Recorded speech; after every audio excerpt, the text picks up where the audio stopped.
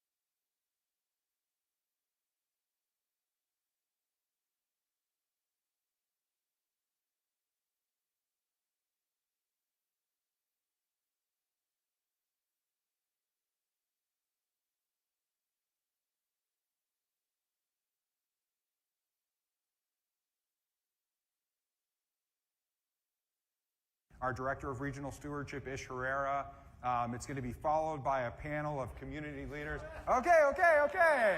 It's going to be really great. And they're here. All right, perfect. By the way, for the record, we've been back there. They were, we were not as late as it may appear, Lenny. That's right. We were early. We were for the record. So, Governor Newsom, thanks for joining us. Good to be back with you. Yeah, can you believe this is the 10th Economic Summit, and you were the co-chair from the beginning, and from the beginning, come a long ways. I remember those days, and no, congratulations. And this, I think what makes this summit unique and special is you're not just dreamers, you're doers. These are the folks on the front line. Each and every one of you are out there every single day doing the hard work. We often talk in politics about what and why, not enough about how. And I think what distinguishes this summit and so many of the leaders in this room is you're on the ground working region by region, focusing on collaboration, focusing on supporting one another, building capacity and partnerships, and that's why I wouldn't want to miss it and didn't miss it this year. Well, thank you for coming, and before we get into the substance, I have to ask you the question that everybody has been dying to ask you. Boxers. Sorry. What were you for Halloween? Oh, I was a pirate, but I should have gotten an extra large outfit, so it wasn't that impressive. But we all were pirates this year, and it was actually, it's interesting to even ask that question because it does beg some questions that have been asked interestingly to me in the last few days. It's been a hell of a couple years for all of us, for each and every one of you, particularly parents. And I want to speak particularly to the parents out here.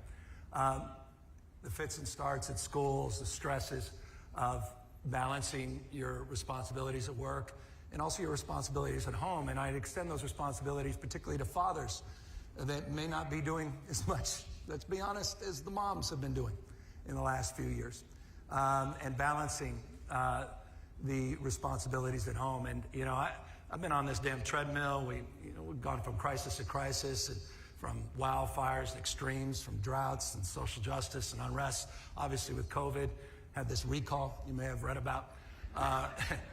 And right after that recall, we just jumped right back into it. We had all those bills, 3 weeks of intensity around bill signing, and I signed up to go to Europe, and I was ready to go, and I had that dinner. A lot of you know this dinner with the family,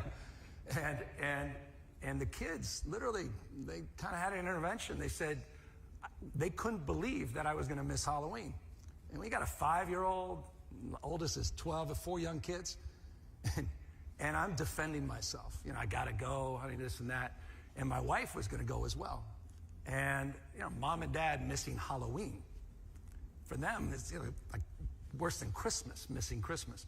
And I woke up that next morning with something that's probably familiar to a lot of parents, that knot in your stomach, that I had no damn choice. I had to cancel that trip. And I appreciate it.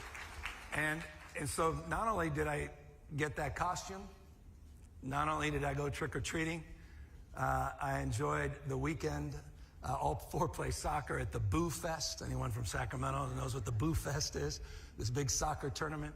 And I was able to bring the kids to work last week. I was at work all week last week, and I have pictures of selfies. I had never done a selfie in front of the bear mask, in front of the governor's office with my kids, and walked up. Pro tip, not many people around the Capitol this week, but go up to the Pro Tem's office. She gives away coloring books to all kids. So I was a Father of the Year for that.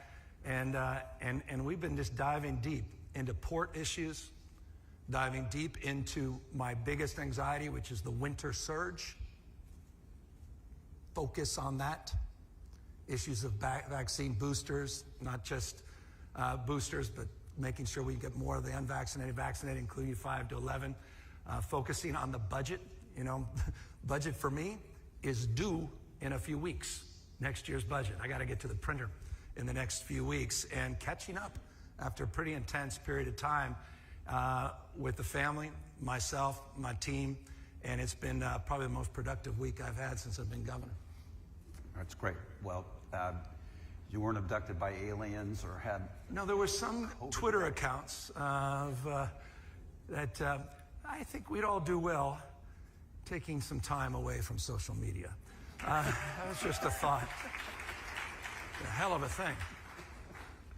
So the California economy, let's talk about that since we're at the California Economic Summit. Yeah. How do you think about California's economic strategy, and where are we on the recovery path? Look, I'm inherently going to be a booster because I'm biased as governor, but I'm also biased as a fifth-generation California. I'm biased, as many of you know, as a small business owner myself that's had the privilege of creating about 1,000 jobs, 21-plus businesses in this state. And I, again, always say this. I'm not saying that to impress any of you, but to impress upon you my passion for entrepreneurialism, economic and workforce development. It's not an intellectual exercise. It's not something I looked at a poll to determine was a priority for you and should be for me. It's been the cause of my life. And it's something to be celebrated, that entrepreneurial spirit, that innovative spirit. And it's alive and well in the state of California.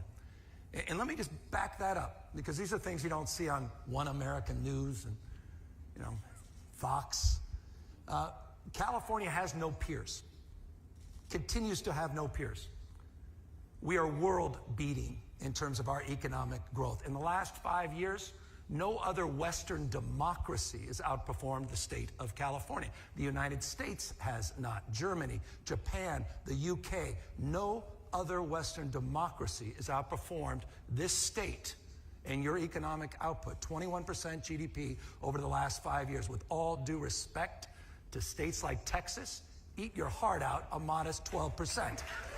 That's California. Once again, and forgive me, guys, but once again, number one in innovation, number one in business startups, dominating in every category, fastest growing companies, the most influential companies of the world. Read Fortune, read Time, read those studies. Dominating in terms of economic recovery. No state in America has created more jobs since January than the state of California. 812,000 jobs. We were the tentpole of the American economic recovery. 44% of America's jobs, 44% in August came out of the state of California. Record-breaking venture capital, 50+%. That's double the next three states combined. Better economic performance versus Texas. In the last 18 months, they grew at a third of the rate of the state of California. Better economic and health outcomes than Florida, Texas, Indiana, and the U.S. since the pandemic. It's just remarkable how obsessed some are with trying to trip California up and to identify areas of weakness when we still dominate. Number one in household income, number one in factory jobs. 13% GDP growth, better than the next 10 manufacturing states in the last 5 years. No state creating more factory jobs than the state of California. Number one in two-way trade, number one in direct foreign investment. We dominate in exports and imports. 43% of the world's imports coming through the state of California, 31% of the exports. You look across the sector. Look what's happening in aerospace, and look what SpaceX just did, 6.5-acre procurement down there in Long Beach of new facility. Look at the investments that are taking place in Silicon Valley and down in Hollywood, the merger of the two, dominating. Think about it, not just Netflix, Disney Plus. Think about Hulu. Think about Peacock and the investments that have been made in this state and the commitments that Universal is making in the state of California. Look what Skype, or rather Zoom and Stripe and AppFolio have committed in the state. $billion investment that Google's making. Those things don't even get headlines because they're table stakes in so many ways. Even that company that left California, left us. There's some company that left California, didn't take one job, in fact, doubled down on investing in more jobs in the state of California.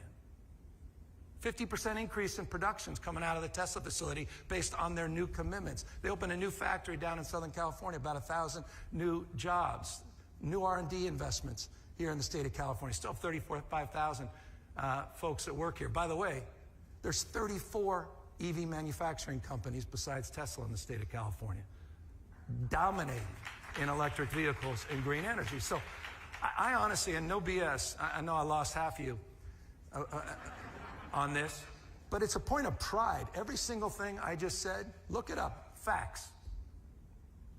8.9% per capita annualized household income growth.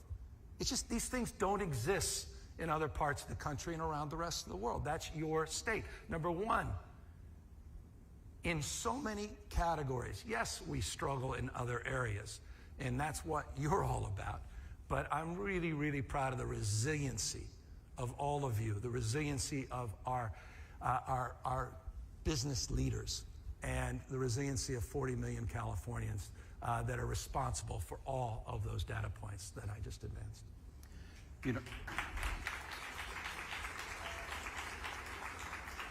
so you're not really passionate about this or anything? I love it. Look, I mean, we've said it a million times. There's the American dream and only one other state that attaches itself to the dream. California dream, and it's still alive and well. You know, you've heard me 1,000 times, but it needs to be repeated. And I don't know that I need to repeat it. You saw how many new Nobel laureates came out of the state of California in the last few months. We dominate in engineers and researchers and scientists, dominate in R&D, dominate in R&D. The future still is invented here. 5-to-1 green collar jobs compared to fossil fuel jobs. We're dominating this transition. We're skating where the puck is going. I mean, world-beating state. And so I hope we could stop beating ourselves up. Because, you know, my mom used to say this when I was a kid, you're nothing but a mirror of your consistent thoughts. Whatever you focus on, you'll find more of. That's why everyone's so damn miserable watching Fox. I mean it, you have to be miserable and stressed, and the world's coming to an end, and they're gonna, you know, take away your textbooks and your guns and, you know, I mean, all this nonsense, this mishigosh that is America today. But I hope, you know, we're a bit of an antidote to that. I'm proud of this state. I'm proud of rural California. I'm proud of Republicans, independents, not just Democrats. I'm proud of the people that voted against me in the recall. I'm proud they call California home. I love this state. And I just think we need to start focusing on what's right. We'll address what's wrong. We know issues of affordability. That's the number one issue that connects more problems than any other issue. But also it's notable. Do you know what our poverty rate dropped in 2020? Does anyone focus on, where's the headlines on this? You know, poverty in the state of California went from 16.2 to 12.3%, the supplemental poverty index. There's never been a reduction in poverty like that over a calendar year in the state of California. We got 44,000 people into housing last year. Didn't feel like it, I get that, but that's unprecedented in California history. I signed 30 housing bills this year with a $22 billion investment in affordable housing and homelessness, unprecedented in our state's history by multiples. We have strategies, plans, accountability at the local level for the first time, requirement that you have a plan. If you don't actually produce results, you don't get paid. You know, we're changing the paradigm, and so I just hope we start changing our paradigm of thinking a little bit as well. Because, you know, Lenny and I were talking about this has been a hard year and a half for all of you. And winter is coming. You know, winter is coming. I mean, COVID is not taking the winter off. Ask the folks in Germany, record-breaking numbers today. Ask what just happened. Shut down a week in Russia. The EU, see what's happening. Ask my friend Jared Polis in Colorado. They're less than 10% of their ICU beds right now. What's happening in Vermont, New Hampshire, Minnesota, the Dakotas. The winter is here. It's coming in California as well. And it's hard, but we're getting through it. We'll get through it. But it's going to require all of us, I think, a little bit more discipline of focus, a little less finger pointing, a little less jawing back and forth, a little less focus on the differences.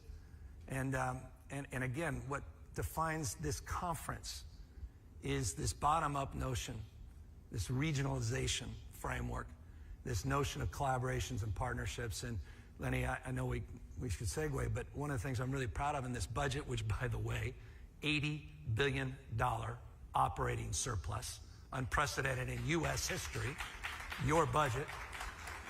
I don't know, it used to matter, budget surpluses, but maybe it's not as interesting anymore. $80 billion operating surplus last year. We did the biggest tax rebate in American history, $12 billion, up to $1,100 for families that we just gave back to folks. Highest reserves in our state's history, highest bond rating in 20 years, $11.3 billion we're paying down on pension obligations. Find a state that's using general fund to pay down long-term pension obligations. And by the way, you're going to have good news coming soon on next year's budget surplus as well. That allows us to do things unprecedented in California's history, and that's invest in you. Invest in human infrastructure, not just physical infrastructure. And $600 million in this year's budget was investment quite literally because of you. Because you inspired an idea the last time we got together in Fresno. The extraordinary Fresno Drive Collaborative, which inspired many of you in this room and sure inspired me to make a commitment to you that we fulfilled. $600 million that we're putting back in to replicate programs like that, to support your efforts at the local level in 13 key regions in this state, to make sure that our economic recovery is felt by everybody, not just some of us, and to make sure that we're focusing on the divide, particularly that urban-rural divide. And so I'm looking forward to the work you'll be doing over the course of the next number of months as we provide tens of millions of dollars of planning grants and then over $500 million in implementation grants. And we move this agenda forward to galvanize and organize and regionalize an entrepreneurial framework where we can accelerate our transition and accelerate our leadership and dominance economically across the state. It's terrific. So talked a little bit this morning, and we'll talk again tomorrow about SURF, but you're talking about CERF, which is a big plus to try and get regional economic development done in a collaborative way that's really built on a lot of the principles that California Forward has. So with that money, the federal infrastructure money, hopefully some Build Back Better dollars in the upcoming federal budget, how do we help ensure that that money actually delivers for the people that you're talking about? The rural-urban divide, the issues of historical racism, the lack of opportunity for too many people. What do we need to do to address those topics? Well, as you know, our mantra, and it was our mantra when I had the privilege of being Lieutenant Governor, co-chairing the first economic summit we had, was growth and inclusion. You can't have an economic development strategy without a workforce development strategy, and you can't have a strategy that's top-down. You can't sell down your vision. That vision, the state vision, has to be realized at the local level.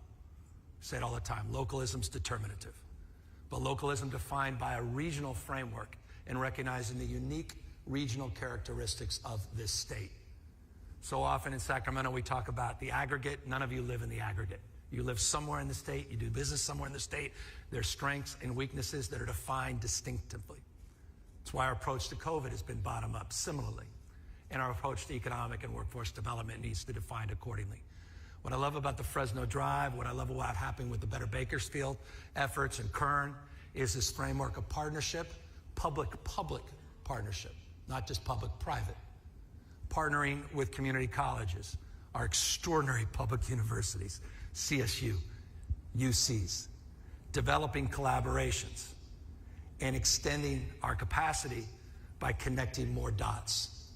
So the key for me in answering that question, we're going to fund success. We want to fund strategies and plans, but we also want to fund leaders and we want to fund doers. At the end of the day, there's just no substitute for doers and entrepreneurial thinking. We want to fund iteration.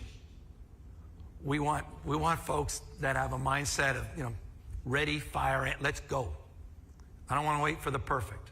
And that's why we jump-started with the $600 million, these regional grants, but we want to keep driving that. You identify the needs, we want to be your partner and develop those needs, and we want to drive more investment from the private sector, not just the public sector as well. Over $40 billion, we're still plus or minus, counting up all the money that came from the $1.2 trillion package that was just approved by Congress. That's a big deal. But I want to put it in perspective. This year we put $4 billion of our budget surplus for electric vehicles in the state. The federal government's Infrastructure plan, unprecedented investment in transforming and transformation, is $384 million over 5 years for electric vehicles. The state put up $4 billion. My point is only saying this: mad respect for the federal government, there's still no substitute for your state. Our state investments are profound and need to maintain in terms of their prominence. And we can't just look to Washington, D.C. to solve all of these problems. But nonetheless, we are at a point of real abundance across the spectrum. Our ability to invest an unprecedented amount of money in infrastructure and in human capital. And we want to do that on the basis of real strategies and regional collaboratives. And so that's how we ultimately advance that cause. And we're trying to do it across the spectrum with the earned income tax credit, expanding child care, all the stuff they're debating in Washington, D.C. right now. All of that's been accomplished in California. Early childhood education, we created a brand new grade this year, TK. It's no longer K through 12, it's TK to 16. We have free community college in California. We significantly expanded child care subsidies for 200,000 new slots. We created child savings accounts. Unprecedented. There's not a state in America that's ever done this. 3.7 million kids are going to get their own savings and checking accounts, which is really amazing, I think. It's kind of cool. And we want to use those accounts not only to create a college-going culture, billions of dollars will be invested in that, but we also want to use it to create a framework around financial literacy, address the issue not just of income, but of wealth divides. And that goes to the issue, Lenny, again, of equity. We've doubled the earned income tax credit. We've extended paid family leave. We've done a lot of the things that are deeply part of our equity agenda. But from an economic development framework, again, regionalization is foundational in terms of advancing that goal. Okay.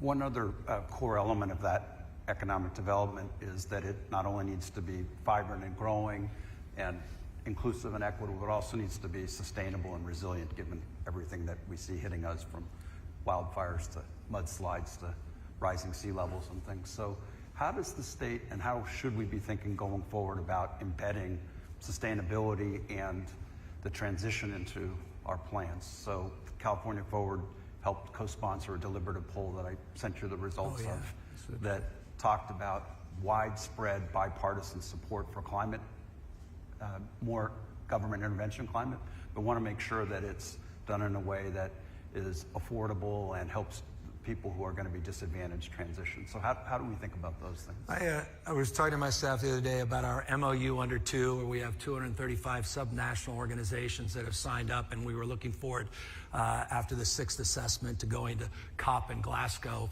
the COP 26, to make an announcement of our new signatories.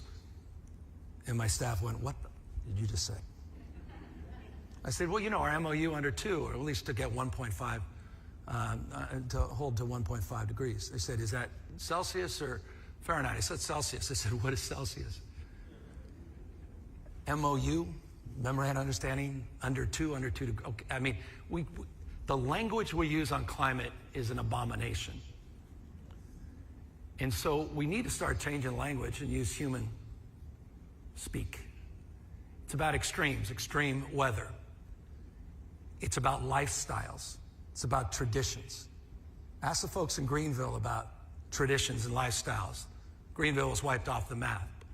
Ask the folks at Grizzly Flats and the Calder Fire about traditions and lifestyles. Their community was wiped off the map. Yesterday we announced the 3rd anniversary and our marking efforts of cleaning up and resiliency up there in the campfire paradise, wiped off the map.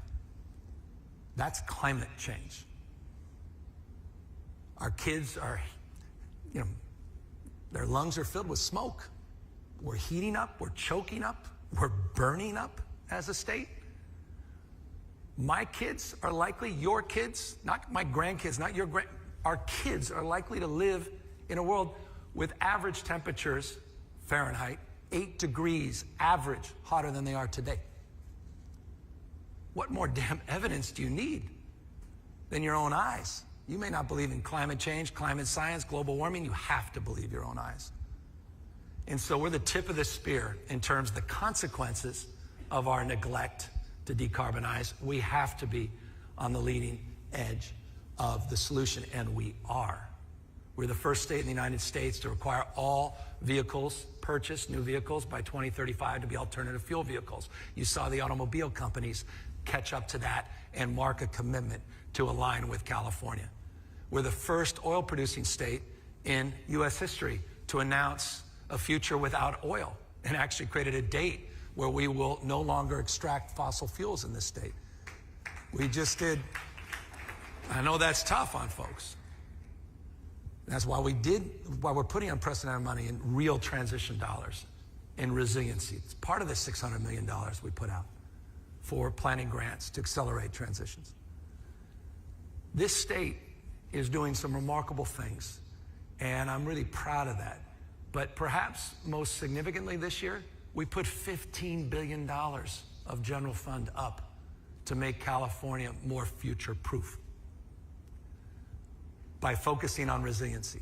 $5.2 billion for drought and resiliency, for infrastructure and safe drinking water, and consolidating our smaller community wells and systems. We are investing an unprecedented amount of money, as I noted, in that transition, our infrastructure on electric vehicles. We are putting more investment in forest management, active forest management, vegetation management, reforestation dollars, healthy soils, regenerative ag. It's a really exciting budget.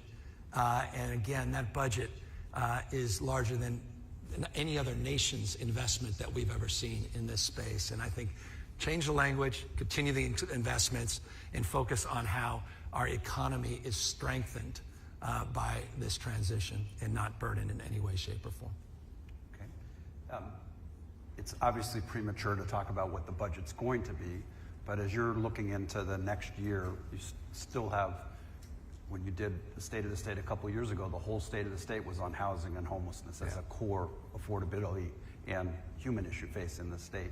You know, what are going to be some of the things that we ought to be thinking about as we head into 2022? Well, I mean, we've got to deal with quality of life. We've got to deal with homelessness. We've got to deal with cleaning the state and the streets, cleaning up our thoroughfares, our underpasses, our overpasses, removing graffiti, dealing with encampments.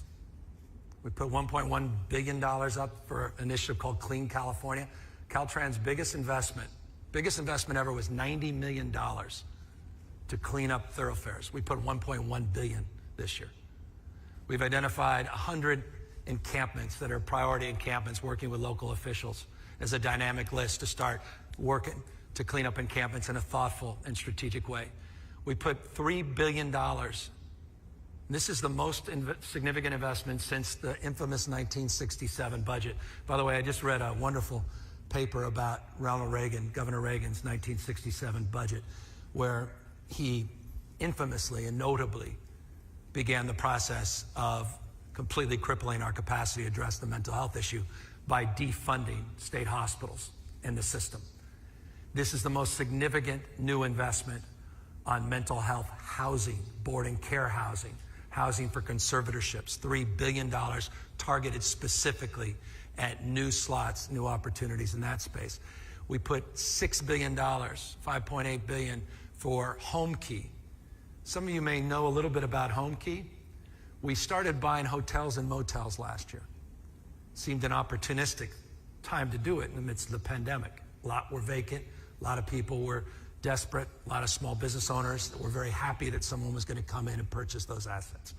We were able to purchase 6,000 units in 5.5 months, $846 million. That's 6,000 new permanent housing units for previously homeless individuals, which is incredible in 5.5 months. 846 million, 5.8 billion in this year's budget to replicate that program and get it a whole nother scale. I mean, these are exciting investments. We did $10.3 billion just on affordable housing. You're gonna have the pro tem and others, she's the best. I mean, 30 housing bills I signed this year, 30. SB 9, good people can disagree, but I'm really proud of the work the legislature did in that space. On ADUs, the work that was done. We put $100+ million on affordable home ownership, $800 million on infill grants, $850 million just to address Housing that was going to convert from affordable to market rate to keep it affordable. Comprehensive plan, comprehensive strategy. And we created, and forgive me, I know a lot of you local leaders, and forgive me, but we created a housing accountability unit. Because you know what? Everybody talks a big game, but local government continues to be the biggest impediment to new construction in this state, the NIMBYism. And so the Housing Accountability Unit is going to hold local governments accountable to their housing element, to their RENA goals. For the first time, the state is actually going to monitor that. And know this, we weren't shy. If you're from Huntington Beach, you remember this. We sued you because you weren't even planning for housing at all income levels, let alone developing it. And we identified 46 other cities that we were going to sue, but we were able to work through our differences. We're stepping up our enforcement and our accountability, not just putting up more money. So housing, homelessness, continuing our unprecedented education investments, continuing to reduce the cost of college, continuing to do the kinds of things that they're still debating in Washington, D.C., again, focusing on a just and equitable recovery, and always mindful that the number 1, 2, 3, 4 issue in the state of California in terms of economic growth and recovery is addressing COVID and getting COVID behind it. If I just may end on this. Our time's up. This is hard for me to say because it makes you even more unpopular than I am in many camps. Last year at this time, we all were bemused and confused when we saw a few states starting to see an increase in COVID. It's as if we learned nothing in the last year. The coverage of Colorado, somewhat inexplicable, they say. We really don't know why they're seeing an increase in Vermont and New Hampshire, why the Northeast is experiencing an increase. California is now experiencing an increase. Well, we know why. There's a seasonality to COVID. It's not particularly difficult after a couple of years to understand. You see those trends in Europe. You see those trends extend in other parts of the globe. Unfortunately, that's what's happening here in your state, our state. This time last year, we had just shy of 5,000 cases, a year ago today. In 4 weeks, last year, went from 5,000 to 23,000. In 8 weeks, it went to 54,000 cases, like that. We're getting body bags and mobile morgues down in Southern California in a matter of weeks. The positivity rate, I remember it like it was yesterday, December 8th, 2020, I remember it. It broke 10% last year. Positivity rate this year compared to last year, case rates, 3,900, so 4,000 versus 5, within a margin error. Positivity rates within a margin error. Already starting to see hospitalizations go back up. ICUs. It's the winter surge. And that's why I cannot impress you more. Get that booster shot. It's safe. It will save your life. Work. I got mine on the 27th. Literally, the flu shot is what I'm still a little sore about. Literally, not figuratively, a little sore about. Not the booster shot. We've got to keep those boosters up, and we've got to be mindful that the job's not done. You can't spike the ball. We have to do. I know you all sitting here with masks on going, why the hell do I still have to have a mask on? For good reason. Not just your own health, but someone else's. We still have a lot of work to do. Last week, we literally were planning out our winter surge strategy, pre-positioning assets in anticipation of what's going to happen in the next few weeks. Making sure we have staffing, not only within the state, but that we have organized potential staffing that we'll have to bring in from out of the state. I don't want to tell you that because I don't want it to be true. But the data bears this out. And you're going to start seeing this all across the Northeast, Midwest, the Dakotas. Seeing it in Minnesota right now. You're going to start seeing it here in California, probably in Oregon and Washington. It's nothing to panic about. It's just something to be mindful of as we continue to do more in vaccinations. And I'll just end on this, and I know I've gone over. Thank you. This has been amazing. Your nation-leading efforts in getting vaccinated. 55.6 million doses in the state of California have been administered. 89, this is an actual number. I remember that every morning is what I wake up to. Kids crying and vaccination numbers. 89.7%. 90% of all adults have received at least one dose. But we still have work to do. So thank you for everything you've done. We were able to get through the summer with the lowest case rates in America, but we're now 16th lowest in a matter of weeks. Still have work to do. We'll get through the next 7, 8 weeks. We'll be stronger on the other side. Our economy will continue to dominate. And mark my words, as I said, eat your heart out, Texas.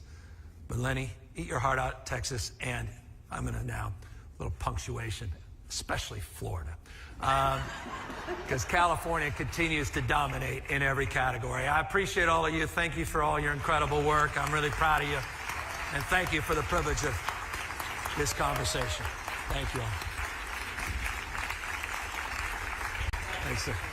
Thanks for making that. Thank you. Thanks, Lenny.